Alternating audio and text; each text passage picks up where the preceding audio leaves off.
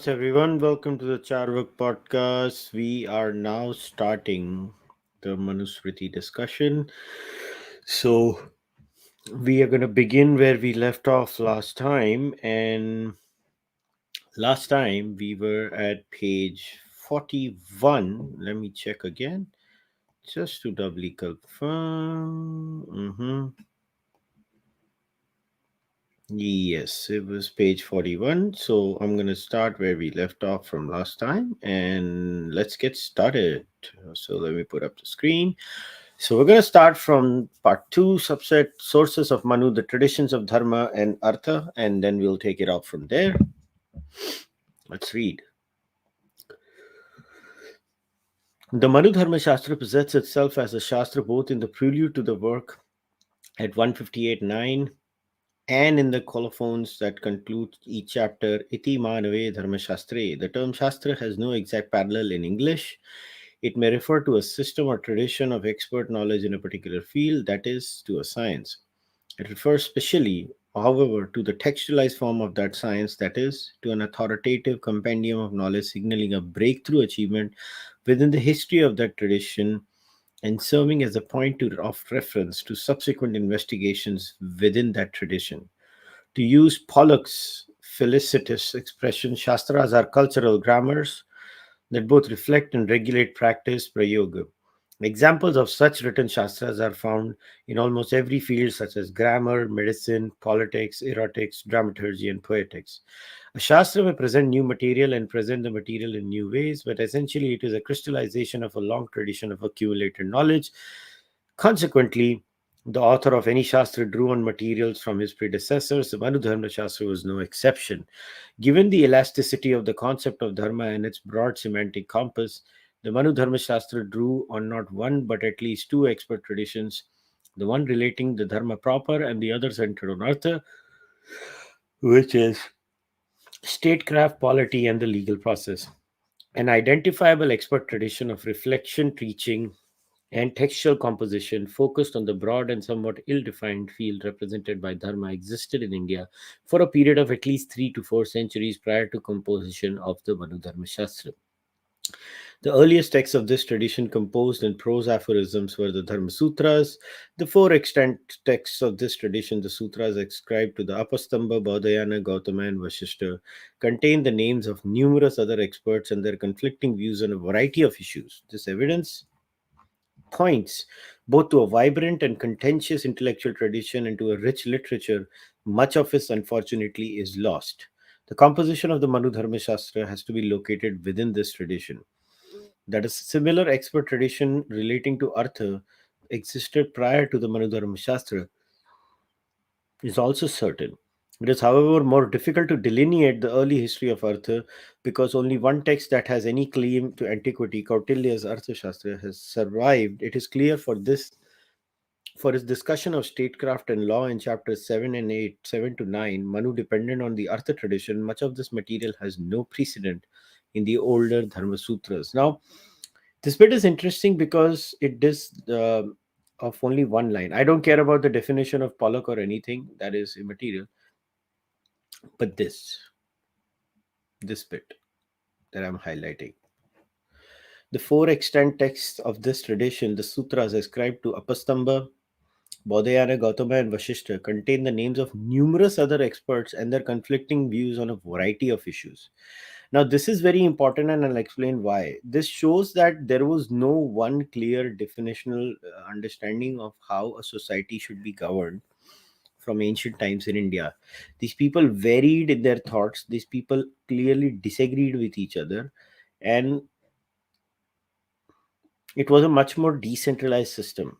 And to this is what I'm trying to say, that the Abrahamic monotheistic way and our way is different in that sense. This also is one of the biggest reasons why a a Hindu today, a modern Hindu today, can easily go and say that, I can disagree with the Manu Dharma Shastra and move forward without being typecast. You can take the good ideas from the Manu Dharma Shastra, nobody's stopping you from doing that. But the point being that even in the ancient times, these people clearly had disagreements amongst each other on a variety of issues. In fact, when we end up reading the three Smritis, which is after the Manu Smriti, we might read the Yajnavalkya and Parashara Smriti. What you will observe in this reading is the disagreements between the Smritis also after the Sutra, Dharma Sutras. So, not the tradition of disagreement was not only existent in the Dharma Sutras, it continued in the Smriti tradition also. And because this continues in the Smriti tradition today, I find this entire argument of the trads going back to decoloniality ka argument kya hai? We have to decolonize and go back to traditions. Baba, which tradition? It's a natural question I'm asking. Like Apastamba, Bodhayana, which one am I supposed to follow? How are you going to govern the society? This is a very logical question.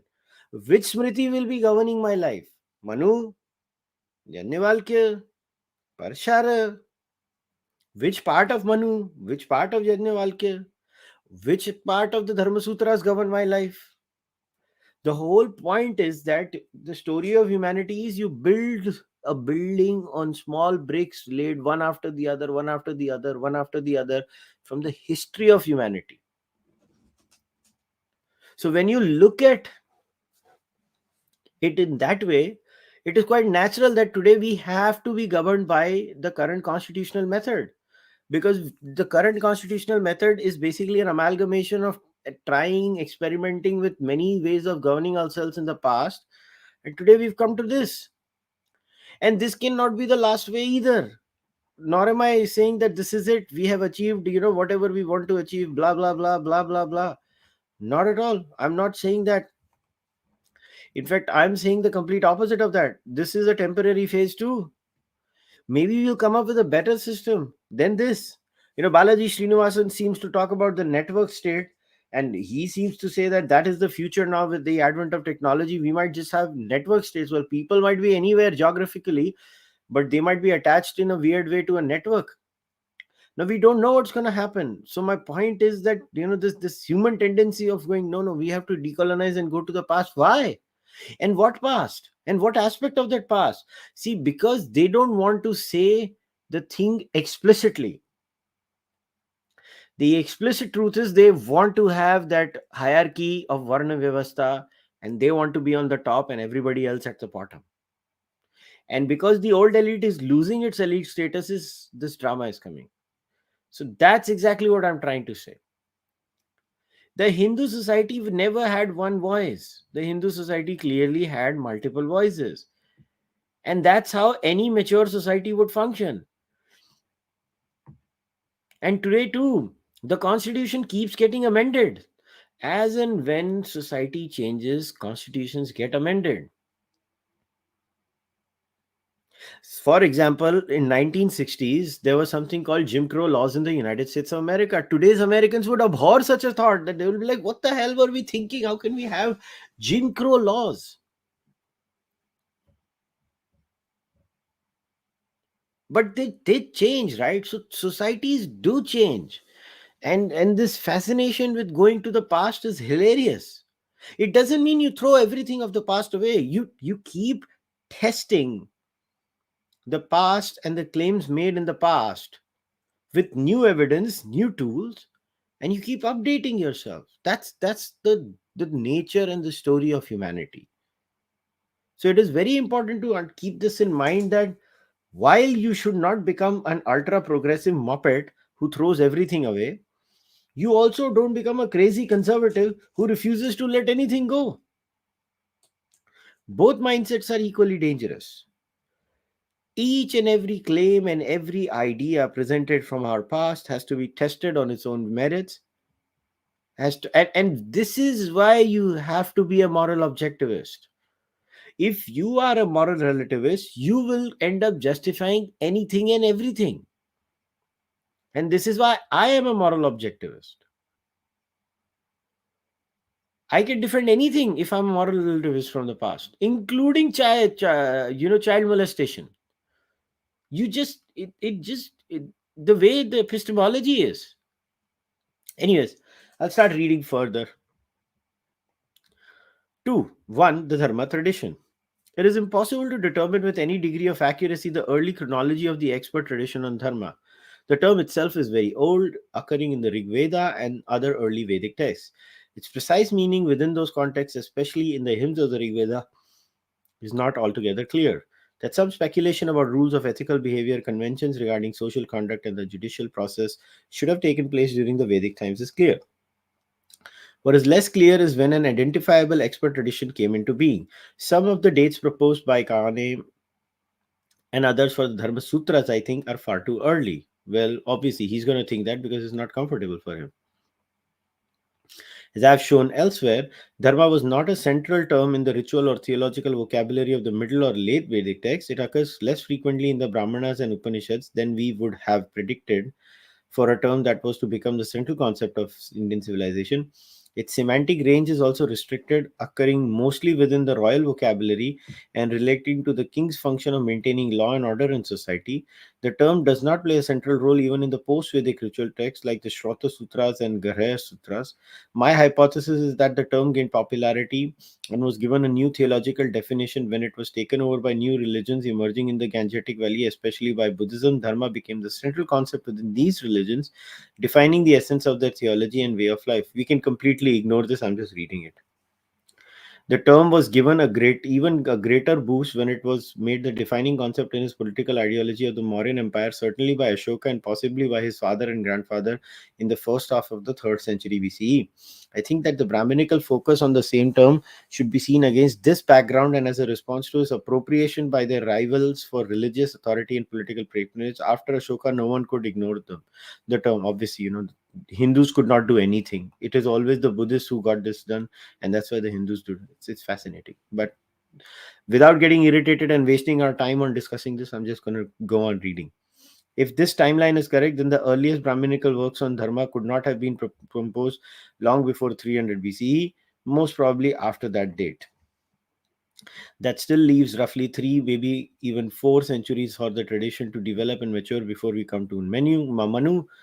That is a long time period of time. If need not take some, as some early Indologists appear to assume, 200 years for anything new and significant to come about in ancient India. The first products of Brahminical reflections on Dharma were closely connected to Vedic shakas. After the composition of the Middle and Late Vedic texts, literary activities of the shakas focused on the ritual, both on the solemn Vedic sacrifices, Shrota, which are probably becoming increasingly rare, and on the more common domestic rites, Griha. These productions adopted the aphoristic sutra style that was in vogue. It was natural for the Brahminical scholars to apply the same genre to its literature on dharma, a term that also had ritual connotations within Brahminical thought. Collectively, the Shrota, Grahya, and Dharma Sutras were included in the new category of texts, the Kalpa Sutra. It is, however, unclear whether every Dharma Sutra was attached to a Kalpa. In the post Mauryan period, it appears that the production of knowledge within Brahmanism, with its strong apologetic dimensions, became less confined to shakas. The sutras of a particular shaka was authoritative only within its confines. The post-Mauryan world brought theological and political challenges that needed united efforts rather than the splintered responses of the shaka system. The notion of a single dharma for all Brahmins was taking hold. Several developments within the dharma tradition itself bear witness to this. One such development related to sacred geography. As Jaiswal 1930 has observed, the origin of the notion of Aryavarta probably goes back to the time of Pushpamitra, the founder of the Shunga dynasty, in the middle of the 2nd century BCE, and possibly coincided with this realm. Aryavarta was the region where Brahmins followed the Dharma in an exemplary manner and where correct Sanskrit was spoken. The practices of these regions become normative for all. This concept does not occur in the early Dharma Sutras of Apastamba and Gautama, appearing for the first time in Patanjali's Mahabhashya and Dharma Sutras of Bodhayana and Vashishta. It is taken over and expanded by Manu with the addition of further and more restricted sacred geographies labeled Brahmavarta, Brahmarsi Desha, and Madhya Desha. More importantly, as we have seen, it was this period following the Maurya political ideology, an ideology that displaced the Brahmins from their privileged position and placed them on an equal footing with other religious virtuosi, the Shramanas, that saw a reassertion of the unique position of the Brahmins and their special relationship up to the king and the political authority. I have shown it in the last session that how this entire argument is fraudulent and how actually the Buddhist movement was nothing but an offshoot of Hinduism at that time, and the Brahmin position was in no sense challenged at that time. So I'm not going to repeat myself. So I'm just reading this. You can literally ignore it if you want to, or you can feel irritated if you want to. Please. The symbiotic relationship between Brahma and Shatra was being re-established. This was the time, as Hilter Beetle and Fitzgerald have shown, that saw the creation of the two epics, a new genre of literature in India with a universal and suprashakha appeal. One Dharma Sutra that was conceived as a Shastra with a universal application and unattached to a Shakha was the Gautama Dharma Sutra.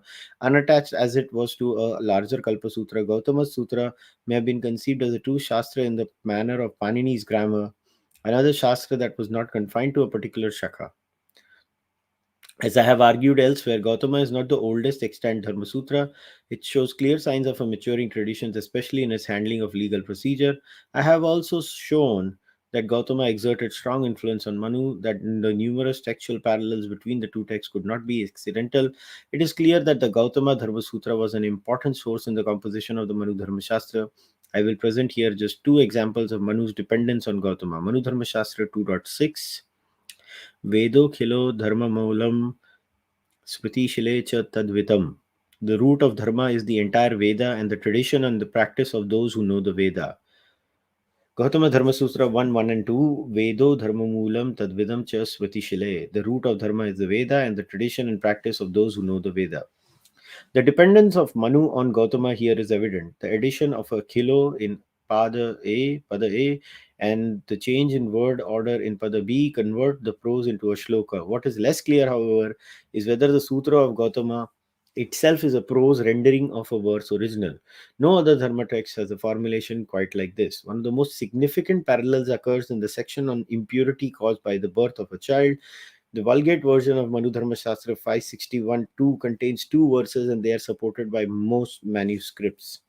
Yetedam Shavam Achotam Sapiddeshu Vidhayate Jananepya Evam Eva Syan Nipunam Suddhim Ichatam Sarvesham Savam Ashaucham Mata Pitros Tu Shutakam Sutakam Matur Eva Syad Uparshya Pita Suchi. As this period of death impurity is prescribed for those who belong to the same ancestry, so the same holds true at a birth for those who desire perfect purity. Death impurity affects all, but birth impurity affects only the mother and the father. The mother alone is subject to the period of birth impurity. The father becomes pure by bathing. Man, these people used to write so many things. I just find it fascinating. In the critical edition, the padas given in bold are retained and the rest is omitted, resulting in a single verse. I'm not going to read the Sanskrit one. I'm just going to read the English one. The same holds true at birth. The birth impurity, however, affects only the mother and the father. The mother alone is subject to the period of birth impurity. The father becomes pure by bathing.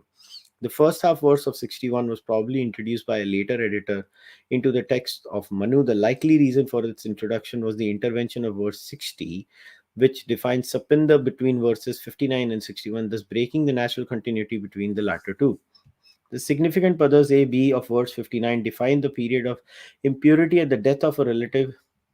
The Shaham Shavam Ashaucham Sapindu Vidhiyate, a 10-day period of death impurity is prescribed for those who belong to the same ancestry. If this verse came immediately before then Evam in the phrase Janane P Evam of verse 61 becomes clear. The period of impurity after a birth is the same as that after a death. The intervention of verse 60 prompted a later editor to insert padas A, B of verse 61, making the connection between 61 and 59 explicit. A similar commentarial intrusion occurs in the parallel passage of Vashishta Dharma Sutra 4:16 to 22 between Sutra 16, which is identical to Manu 559 padas A, B, and Sutra 20, which is identical to Manu 61 padas C, D. But in Vashishta, because the commentarial position is in prose, the connection between the verses 16 and 20 remains transparent. Both Manu and Vashishta, however, are dependent on Gautama 14.14.6. This section of Gautama on impurity begins with the determination of the time of impurity following a death, 4:1 to 12. The section begins Shavam Ashocham Dasharatram. It is too long a word for me to pronounce. Sapindanam. There is a 10-night period of death impurity for those belonging to the same ancestry, except an officiating priest, one consecrated for a sacrifice, and a Vedic student, a provision that parallels Manu 559 and Vashishta 4:16. This section in Gautama concludes 4:13 with a brief definition of Sapinda. Then Gautama 14:14 to 6 deals with impurity resulting from the birth of a child. Two causes of impurity generally treated together in the Shastras. The same holds true at birth. It affects the father and the mother, or just the mother. It is evident that Gautama is giving here three opinions regarding impurity resulting from childbirth. The first treats it exactly the same as impurity resulting from a death. The second restricts it to the parents of the newborn child. The third restricts it even further to just the mother. That these were opposing views is made clear in the parallel version of Vashishta 4:22, which adds reason for the three opinions given below in italics. The same holds true at a birth for those who desire perfect purity, or it affects the father and the mother because the birth is caused by the seed, or just the mother, according to some. The same three opinions are found in Manu 5:61 too, but they are difficult to discern because of the expansion of an original verse into two. When we look at the single verse of the critical edition, we see the same three opinions clearly stated. Stripped of their commentarial accretions, the textual dependence of both Manu and Vashishta on Gautama becomes clear. The inquiry into possible connections between Manu Dharma Shastra and Dharma Sutras has a long history. It was Max Miller in a letter to one Mr. Morley on July 29, 1849, who suggested for the first time that the Manu Dharma Shastra may have been recast in verse of an ancient prose Manava Dharma Sutra. The hypothesis received strong support from George Buehler, the renowned translation of the four Dharma Sutras, and of the Manu Dharma Shastra in the influential series Sacred Books of the East. Even though there was a Manava ritual tradition and we have a Shrauta and a Griha Sutra of the Manavas, there is no evidence that a Manava Dharma Sutra ever existed. After strong opposition from Jaiswal and especially from Kane, the hypothesis of an early Manava Dharma Sutra has been largely abandoned by scholars. Whether the author of the Manu Dharma Shastra belonged to the Manava tradition, however, is unclear. There does not appear to be any direct link between the Manu Dharma Shastra and the ritual sutras of that tradition. That there was a connection between the Manu Dharma Shastra and the Maitrayana Shakha, to which the Manava tradition belongs, appears more likely, has been recently argued by Jameson. The Manu Dharma Shastra, as I have attempted to show, was an original work of a gifted author. It was neither a recast nor a text that evolved through numerous and positive progressive accretions. However, it is also clear that Manu used the material found in the Dharma Sutra traditions, especially the text of Gautama, in composing this his text. I honestly don't care about this section at all. I mean, Brushal or you guys have any comment to make? Brushal, you can make it. I literally have no opinion on this. I could care less. No, I think I'm good Yeah, because we can just speculate on speculation, and that doesn't add anything on yeah. to anything. So okay. It doesn't matter to me, honestly. Yeah. So the Artha tradition. Unlike the Dharma Sutras, the Manu Dharma Shastras devotes a proportionately larger segment to matters relating to statecraft, Rajadharma law, and legal procedure, Vyavahara, topics generally viewed as falling within the purview of Arthashastra. The Apastamba Dharma Sutra, for example, devotes 83, 6% of its 1364 sutras to statecraft and law, and Gautama Dharma Sutra 115, 11.8% of its 973 sutras.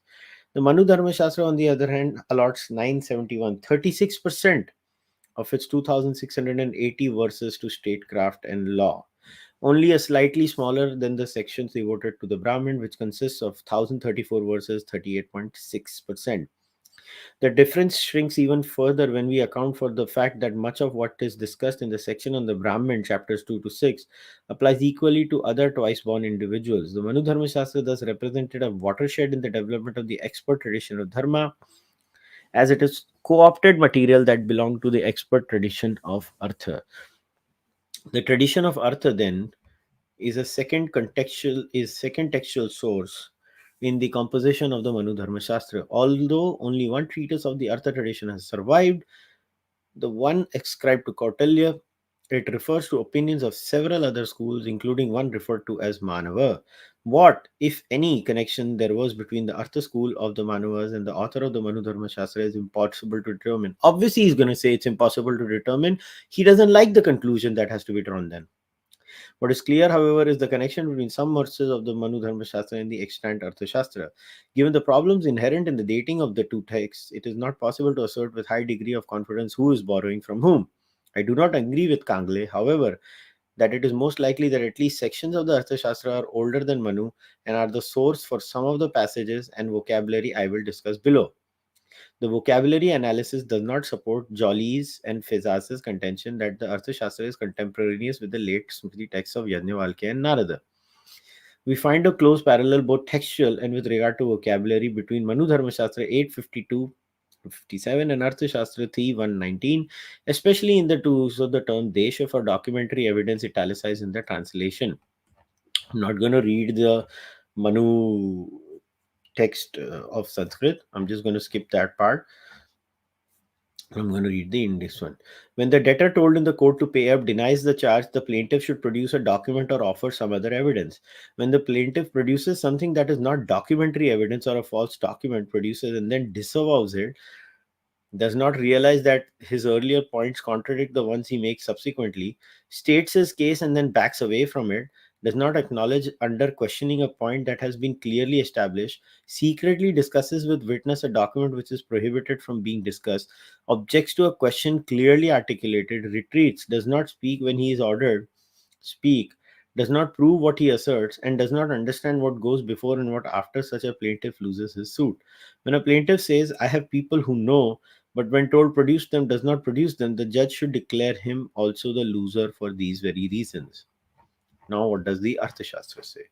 When someone casts aside the plaint as recorded and moves on to another plaint, does not make a point made latter accord with what was stated before, after challenging an unchallengeable statement of the opponent, remains stubborn, promises to produce a document, but when told produce it, does not produce it, produces a defective document or something that is not documentary evidence or false document, puts forward a document different from the document specified, denies a significant statement in the document he has put forward saying it is not so, does not accept that has been ascertained through witnesses, secretly discusses with a witness a document which is prohibited from being discussed. These are reasons for a loss of suit. This is the, finding these parallels in the two. I mean, why couldn't both of them have independently thought of this? What is so unique in this point? The order, right? I think the order and the points in which they are, usually there's some differences. You can come up with the same concept, but usually there's some differences, I would say. But I think what this actually points towards is probably a very specific, uh, you know, tradition of jurisprudence, right? That existed. That's what it actually tells me, because it's so specific in that same order, coming to the similar words, right? And conclusion, which is, by the way, fascinating, because today we use the exact same in common law in the Western thing, right? This is sorry, Mm-hmm. same kind of arguments are made in court, except Mm-hmm. typically you don't dismiss the suit, but at least that argument is that particular argument is usually given to that lawyer. But it's this is fascinating. But yeah, I think it just tells me there's a clearly they're both following a tradition that existed. That's what it tells me, I think. Exactly, and it shows that the civilization and the date of the civilization goes far behind what we are assuming. Yeah, like these aren't the first times this was written. This is documentation of some things. Yeah, totally. And it kind of puts into question some of the claims made by Orwell, because how does he know which one is which, right? I mean, I guess when it's just blatantly obvious, then you can say, yeah, it is. But the other things could be his own, Manu's own way of writing existing traditions also. So it's Mm-hmm. really difficult to say. Is all I'm trying to say is it's not. It can't be that conclusive. Mm-hmm. Anyway, Yep, I agree. Yeah, let's read further. Both the passages contain the obscure and obsolete word desha. As I have shown in the notes to the translation of Manu Dharma Shastra 553 to 55, this is probably an ancient term for documentary evidence presented in a court of law, a term that was later displaced by the more common lekhya. Manu's discussion is longer and includes term items not noted by the Arthashastra, but the connection between the two passages is unmistakable. The closest parallels are Manu 52.3 and Arthashastra DF, Manu 54 Padas CD and Arthashastra G, and Manu 55 Padas AB and Arthashastra I. As Kangle has pointed out, it is only in this passage that Manu uses the term Dharmamastha for a judge. Elsewhere, he consistently uses the term Pradvivik, Pradvivaka. Kangle gives further examples of textual parallels. The definition of sahasa, robbery, is nearly identical in the two. It is obvious that Manu had borrowed this term either from Kautilya or from another text of the Artha tradition. Sahasam tva anvayavat prasabham karma yat kritam niranvayam bhavet stheyam hritvapavayate cha yat. When an act is committed with force and in the presence of the victim, it is violence. When it is committed outside his presence, it is theft. And so is an act that someone commits and then denies. ये लोग इतना define करते थे चीजों को, बाबा रे बाबा. When an act is committed with force and in the presence of the victim, it is violence. When it is committed outside his presence, it is theft. And also when it is denied. Both are very similar. no, this is actually almost exactly. I'm pretty sure what we have today. It's Yeah. in details, yeah. Because the thing is, the crime is different when you have a person, because there's a potential threat to the life of the. That's a conflict, right? When the house is Mm-hmm. empty, you rob it. Okay, that's usually lower crime than basically dacoit. Like getting in with people inside, holding to them a gunpoint or whatever it is. So it's just it's just a legal text, right? It just tells me that they were very, very precise in their legal thinking, because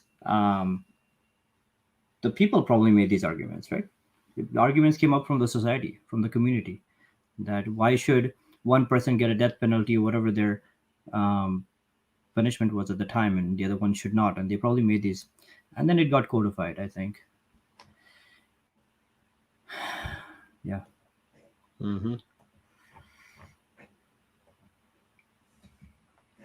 Another significant parallel in the vocabularies of the Manu Dharma Shastra and the Artha Shastra is the term pravasayet. Its normal meaning is to send someone into exile, या प्रवास में भेज देना. As I have shown in the note to Manu Dharma Shastra 8.123, Manu frequently uses this term. In its technical arthashastric meaning of putting someone to death, the term may have been used first as an euphemism for executing, getting rid of a criminal, a kind of euphemism common in modern military vocabulary. There is also the unusual term Prakrita for an appointed official of the king, a term that is likely borrowed from the Arthashastric vocabulary. The most important influence of the Artha tradition on the Manu Dharma Shastra is the incorporation of the grounds for litigation. Vyavahara Pada. Legal matters were dealt with in disorganized manner in the Dharma Sutras. Hence, it is highly unlikely that the organizing of the material under 18 Vyavahara Padas was accomplished with the Dharma tradition. It is much more probable that this classification was achieved by the scholars of the Artha tradition, law and legal procedure being a central focus of their labors. The author of the Manu Dharma Shastra probably borrowed this classificatory system as well as the material presented within it from the Artha tradition. The classification of the Vyavhara Padas in the Manu Dharma Shastra in the extent Artha Shastra, however, are so different from each other that it is unlikely that the former borrowed from the latter. The first two Vyavaharapadas in the Arthashastra, for example, deal with the rules governing the relationship between husband and wife and the partition of property, whereas in the Manudharma Shastra, family law is treated last. The Arthashastra, moreover, has a final category, the miscellaneous Prakirnaka, which is absent in the Manu Dharma Shastra but found in the later Dharma Shastras, such as those of Yajnavalkya and Narada. Dharma Sutras deal with the relationship between husband and wife, the classification of sons, and the partition of property within their sections on marriage. The Manu Dharma Shastra is the first text to include these discussions within the section of judicial procedure and litigation, clearly indicating the influence of the Artha tradition.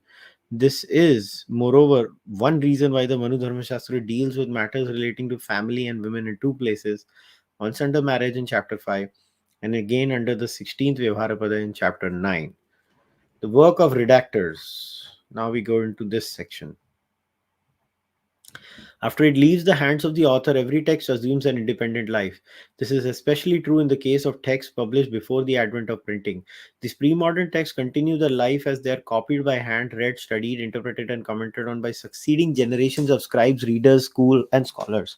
It is this afterlife of a text that a critical edition uncovers through the collation of manuscripts and presents to the reader its critical apparatus. This aspect of a critical edition is as important as its better known feature of attempting to reconstruct the text as composed by the author. Both these aspects, the original text and the afterlife laid out in the text and the critical apparatus of the edition, presuppose that changes are introduced into the author's text by those responsible for its afterlife. Some of these changes are inadvertent, such as scribal errors and misreadings. Others are deliberate, such as the different but equally cogent and intelligible readings found in different essentials and the additional verses found in numerous manuscripts. These changes introduced into the text and detectable through the examination of the extant manuscripts and commentaries can be identified and moved to the critical apparatus, thus restoring the text. The manuscript and other evidence we possess, however, often do not cover the entire period from date to the time of the author. In the case of the Manu Dharma Shastra, we pick up the textual history midstream, at least several centuries after its composition. Native scholars as far back as Bharuchi challenge the authenticity of individual verses. Bharuchi, for example, rejects the authenticity of 993, calling it a verse of from another Smriti. Medhatiti also records this opinion. Kechid ahu amanavo yama shloka. Clearly, there were ongoing debates with regard to the authentic text of Manu.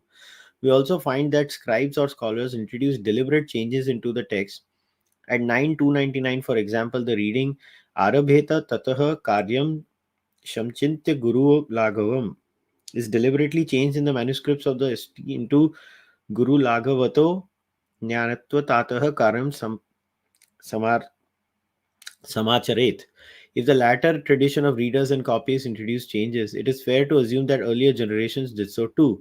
Any such changes that were taken over by the extant manuscript tradition cannot be identified by the normal methods employed in the critical constitution of text. These methods are thus called lower criticism.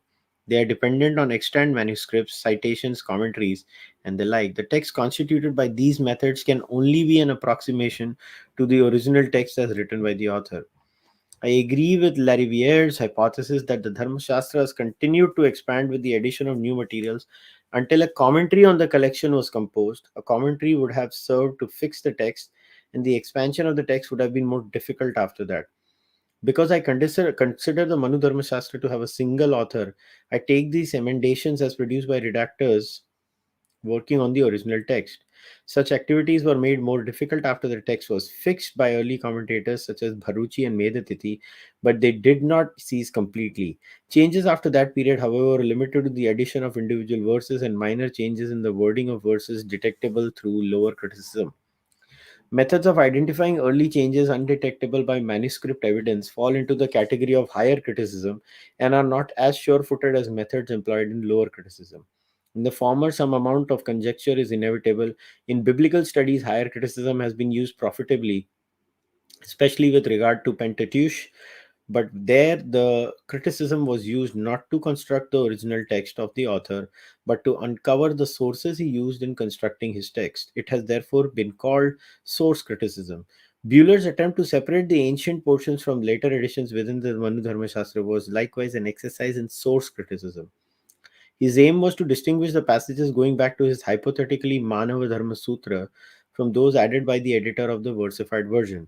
His criteria were somewhat crude. He accepted sections that had parallels in other Dharma Sutras as part of the ancient sutra and took sections without such parallels to be the work of the editor. My aim is different. Mine is not a source criticism, but a criticism aimed at the identifiable possible additions and interpolations into the text composed by Manu between the time of its composition and the earliest manuscript and other evidence that we possess.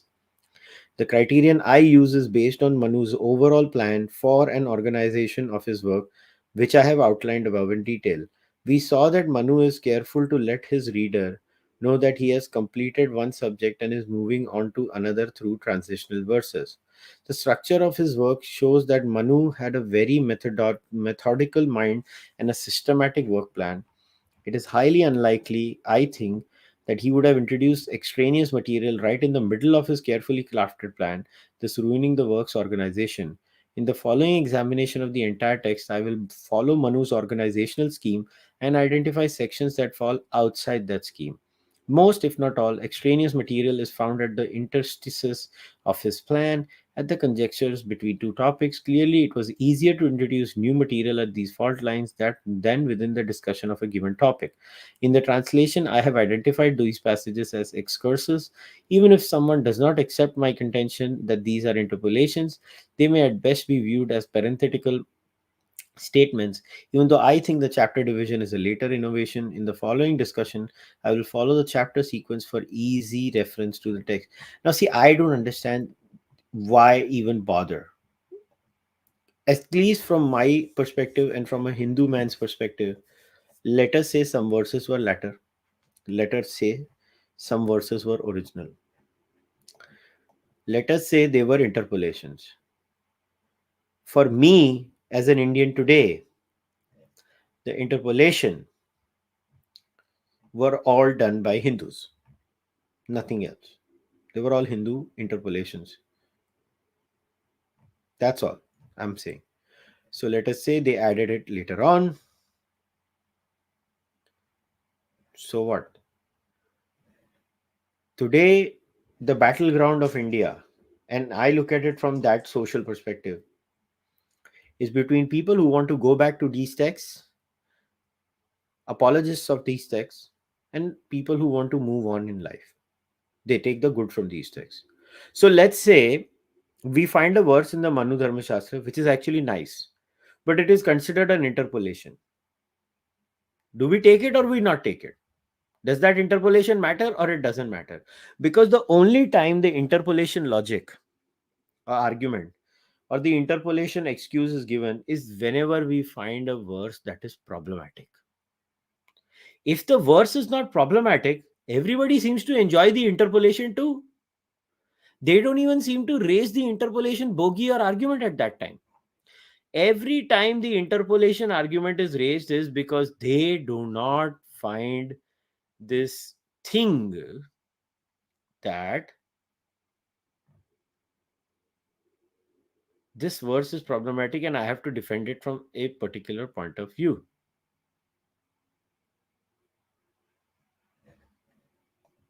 So try and understand this entire debate around interpolation. See, for these people who are translating the Manu Dharma Shastra, it is a completely different reason. They are just doing intellectual masturbation, nothing else. Like, I could care less. For me, I'm reading this text. Yes, these verses were interpolated, these were not. Until and unless I'm doing some larger analysis, like I'm doing the Rigveda reading for the analysis of the dating of the Rigveda, etc., etc., etc. And then when was that verse written? When was it written? How was it written? Matters. That is different. But if I'm doing a social analysis, which we are, when we do this, we are doing a social analysis. We're not doing a historical analysis. How does it matter? Honestly, it does not matter. But anyways, I'm just leaving my comments. If Rushal has something to add, he can add. No, I think from a intellectual curiosity perspective, I think these questions do matter. Which ones are interpolated? If you're trying to understand um, what what context the material was written, that kind of from historical perspective. But really, it all depends on your why you're trying to understand it, right? So far as today's as it is applicable today, you're right. It does not matter because if you were to go to some random person who believes this, would they even know which one is or is not, right? Everybody's picking and choosing what they like. So in that case, I agree with you. It doesn't matter. All they really need to do is make a positive claim. I'm still waiting from them just to make a positive claim that I want to go back to the Indian knowledge systems, whatever, and hence this thing is what I want. Everybody, like, mention a certain verse or some idea. Like this Indian knowledge system is just too broad of a concept. I just want them to say, here, I want to not do X that we do today, and I want to insert Y. Then we can have a debate. Then we can talk about it. Otherwise, I mean, it sounds nice, but what is it that you're actually asking for? Let's talk about that. So yeah, when it comes to that, none of this interpolation stuff really matters. I think we just need to wait for them to make a positive claim, right? This is what I want. Stop talking in riddles and just say what you want, and then we can have a discussion. So yeah, in that case, all of this is kind of irrelevant, which is interesting because these scholars were also coming with some kind of a angle, right? They weren't just, while they were interested in historical things for their intellectual, they also were coming with some, but they had a completely different thing. So that's the other problem with this whole interpolation discussion is that it truly matters of what the group is trying to get out of it, right? And so it's not that you lose objectivity that way, even in the claims they're making. That's the other issue I have.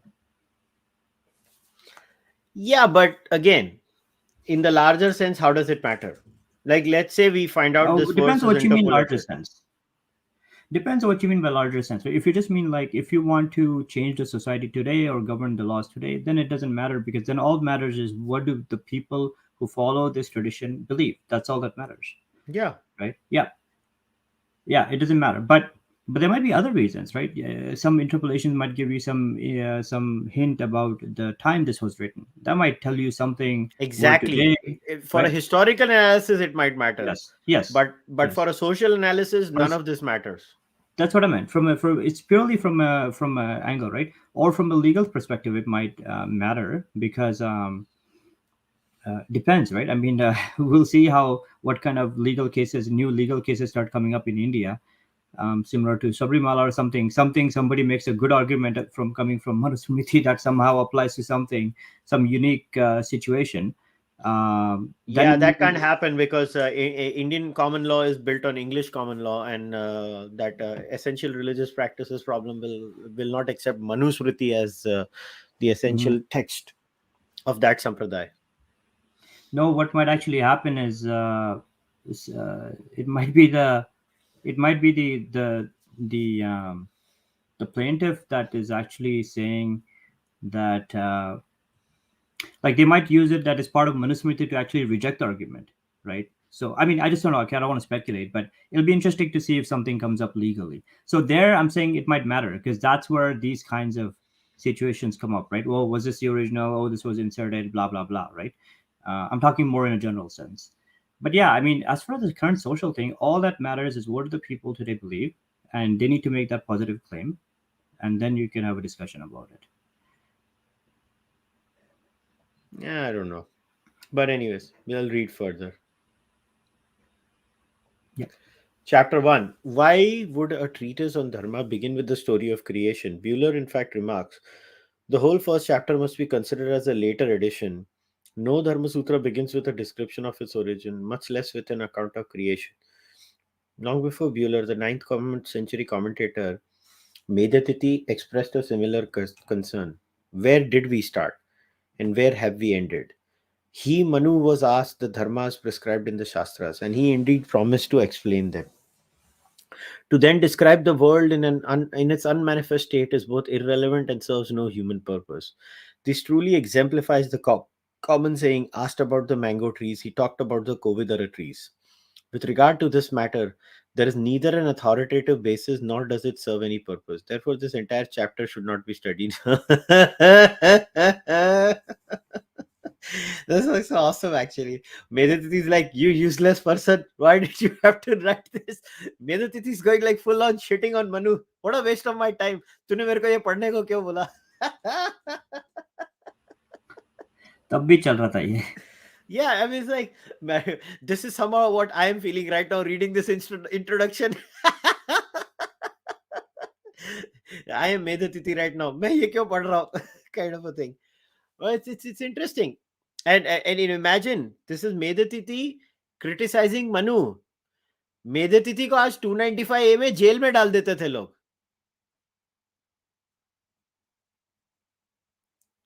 और ये हमारे तब के लोग थे. हाँ. क्या कमाल के लोग हैं. It's awesome how these people function. There is, however, a cogent defense of Manu's introductory statements found in the first chapter. I have already dealt with why Manu begins with the origin of the text, thereby investing it with supreme authority. Why he gives an account of creation is less obvious. I think the clue is found in the manner the first account of creation ends, Manu Dharmashastra 131. Quote, for the growth of these worlds, moreover, he produced from his mouth, arms, thighs, and feet the Brahmin, the Kshatriya, the Vaishya, the Shudra, evoking the conclusion of the creation story of the Purusha hymn, Rigveda 1090. The seers questioned Manu not simply about dharma, but about the dharmas of all social classes. 1 2 Sarvananam Dharmam. I think the creation account is intended to show how the four varnas came into being. They are not contingent or and contemporary social phenomenon, but part of the very fabric of creation. The clarity of Manu's presentation is obscured at this point by three excursus containing a quite superfluous second account of creation 132.41, a classification of fauna and flora 142.50, and an account of cosmic cycles 151.57. I believe these are interpolations introduced in the interstice between creation of the Varnas and the composition of the Shastra. In the second account of creation, for example, we have humans coming into being in verse 39, while the human race divided into four classes already appears in verse 31. If we eliminate the intervening 26 verses, we see an elegant transition from the account creation account culminating in the production of the four varnas to the composition of the treatise by the creator and its transmission to Manu, culminating in Manu's instruction to Bhrigu to transmit it to the sages, thereby publishing it to the world. Wait, do you see the problem with this or not? It is clear that the man who has written this introduction, Patrick, he is reading what he wants to read into the Manu Smriti, and he is conveniently deciding what is which and creating a stream out of that. Medhatiti was clearly reading what he wanted to read in the Manu Smriti, and he said, Heh, first chapter useless, aage badho. Do you realize that none of these people can actually tell you what Manu was thinking? And nor can I say what Manu was thinking. Which is why you just read the text as it is and get over with it. Which is why this entire thing is hilarious. Like, it is so obvious that Patrick has a certain mindset, and he's like, I want to show that Purusha Suktam and Manusmriti are connected. So Purusha Suktam में भी कुछ हायरकिकल है, और मेरे को दिखाना है वो मनुस्मृति से वो वेद में जाता है, और क्योंकि मुझे वो प्रूव करना है, तो मैं ये उल्टी गुलाटी मार रहा हूं और मैं 26 चीजें निकाल रहा हूं. But may be they actually wrote it. Maybe they had no sense. Maybe were stupid people who write anything. That could be the case too. Maybe they had not built a system of writing that was as advanced as these people thought. I'm not saying they have or not. I'm just putting different options on the table. Maybe the answer, using the Occam's razor at times, is the most obvious and the simplest one. They were just humans doing silly things. Vishal, anything to add? No. This introduction's already gone longer than I thought it was going to be. Oh, it's So, 30 more pages left. I mean, I think Vivek Dev Roy's intro to the Ramayana was not as long as, or Mahabharata even, is not as long as this thing is. Yeah, but see, why you need to read this introduction is because that way you know where Patrick is coming Mm-hmm. from. And that's why you should read multiple translations, because every time you will have to do a cross comparative analysis, which is why you should have multiple translations. That is the thing. Mm-hmm. Yeah. All right. So now let us see what he says. So then so if we eliminate the intervening 26 verses, we can see an elegant transition from the creation account culminating in the production of the four varnas to the composition of the treatise by the creator and its transmission to Manu, culminating in Manu's instruction to Bhrigu to transmit it to the sages, thereby publishing it to the world. For the growth of these worlds, moreover, he produced from his mouth, arms, thighs, and feet the Brahmin, the Kshatriya, the Vaishya, and the Shudra. After composing his treatise, he himself imparted it first only to me according to rule, and I in turn taught it to Marichi and the other sages. Bhrigu here will recite that treatise to you in its entirety, for this sage has learned the whole of it completely from me. As the initial dialogue between the seers and Manu ends, with Manu's command, listen, Shruyatam, to the entire preliminary narrative ends 160 with the Bhrigu's command, listen. At this point, we should have expected Bhrigu to get on with his task and expound the dharmas and the varnas. That, however, is not the case. Here, at this interstice between the introductory material and the body of the text, there are five excursus containing an account of time and cosmology 61 to 86, the occupations of the varnas 87 to 91, and the excellence of Brahmins 92 to 101, a eulogy of Manu's treatise 102 to 10, and a table of contents 111 to 18. This material takes up the rest of the chapter. 1. Most scholars have taken the table of contents to be a later addition. I think this entire section represents redactorial interventions and is quite out of place here. Even though the origin of the Shastra and its transmission to Manu and Bhrigu had already been stated, the eulogy of the treatise ascribes its composition not to the creator but to Manu himself. 1.102. This section ends with the instruction of Bhrigu 1.199. Just as, upon my request, Manu formally taught me this treatise, so you too must learn it from me today. This duplicates Bhrigu's command, listen, and does not have the same force or elegance.